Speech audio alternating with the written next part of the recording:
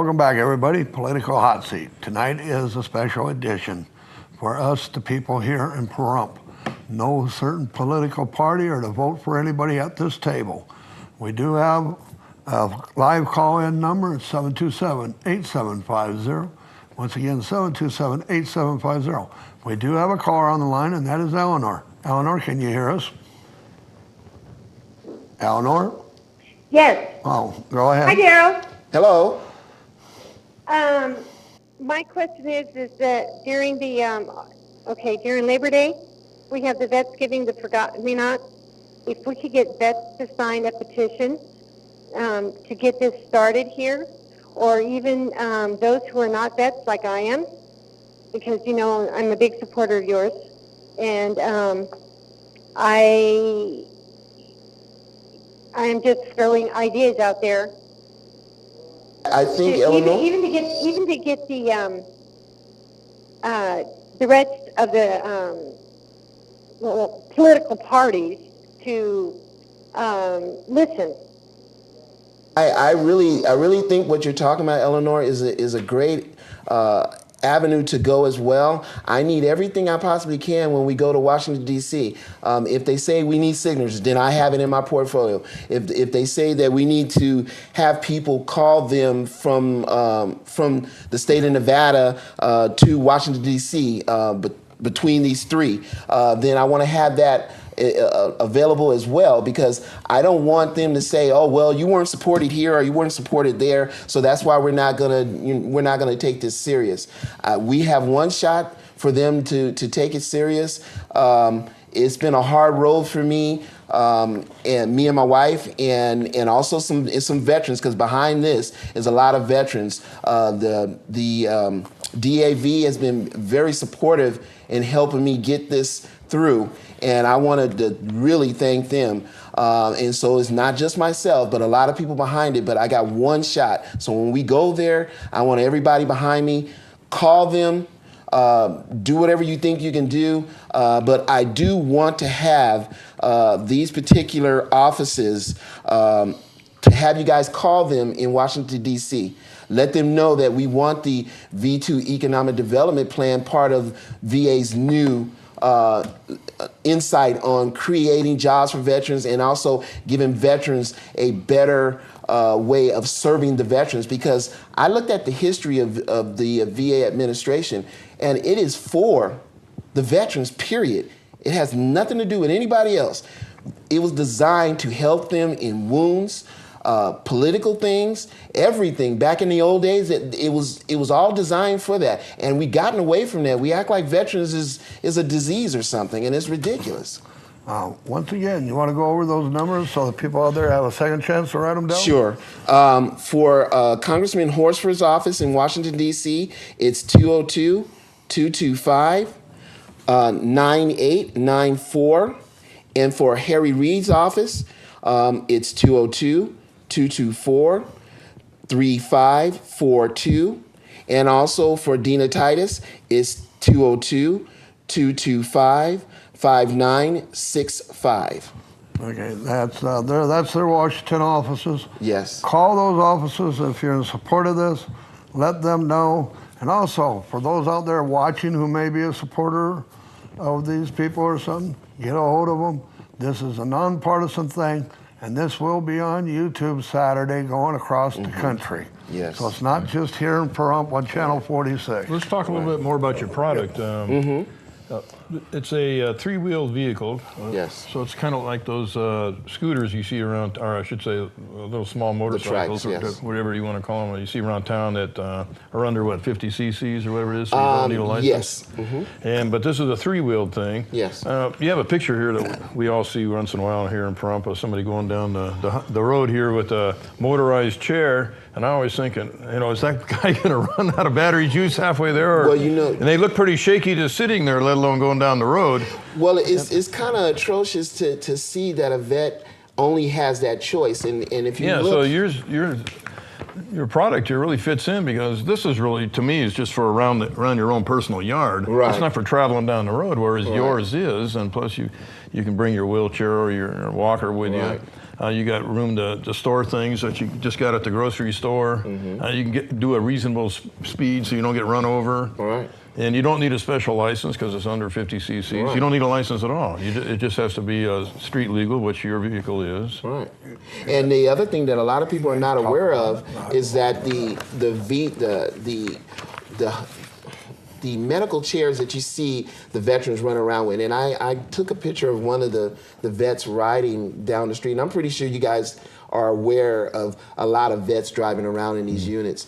It's a $500 fine for them to do that. But as we well know, you can talk to people at the DAV and some of the veteran clinics that we have here. These guys use these units to get back and forth to these appointments, and that's what's bad. I guess the government has given them a slack and not really giving them tickets, but now that things are pretty bad, they're starting to give these guys tickets, and they don't care. And if they find out they have $10,000 worth of tickets, because I had a vet call me and said, I have $10,000 worth of tickets for my electric unit being in the street.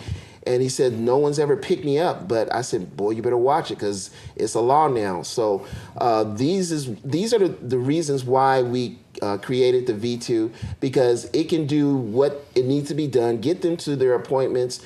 The DAV can't do it all, because if you look at it, Washington looks at the DAV and says, oh yeah, the DAV can help everybody get to their appointments. Well, if you only have 2 vans in your area and you got 40,000 people with an appointment, that is not going to work.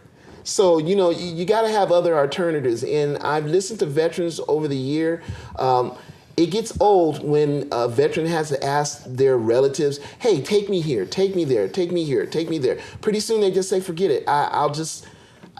Their pride gets involved with it, and they just say, forget it. I'll just do it the best way I can. Yep. And that's why they're doing that. Your product looks like it'd make it very simple for a guy to want to get out of his house, go to the store, and come back. I could see many people electing to have this product versus a van, even if they qualified for the Right. And a couple of years ago, I went to a meeting in Vegas with Eric Shinseki was there, the former Secretary of Veterans Affairs. Yeah. And he went on about how excited he was that zillions of more veterans were coming into the VA system, and I told him, well, I don't see that being a positive thing. That's way more vets, needing the system instead of, having a job with good insurance or whatever. Right. And so to me it was a little amusing to now that what I kind of was telling them that the VA is going to get overwhelmed, and that's not a good sign. And then it came to fruition, Right. So to me, the VA should be looking at this thing that'll save them a lot of money and help a lot of people that need the help. Yeah. And like I said, I can see a lot of people like me. Personally, I'd rather have this in a van. I mean, especially if you live in a place with nicer weather. I mean, this would be great. If you're still riding a bike or having a good time, I guess save a lot of money. And of course, it would cost a lot less to maintain and operate, and because even if a guy gets a van, he still has to pay for the gas. This thing would be way more economical. So I could see that this would really fly. And it's a shame that politics are getting in the way. It just isn't right. Yeah, and you'd be surprised when the VA is yelling, because I know the president mandated that the VA needs to be more efficient and cut the budget.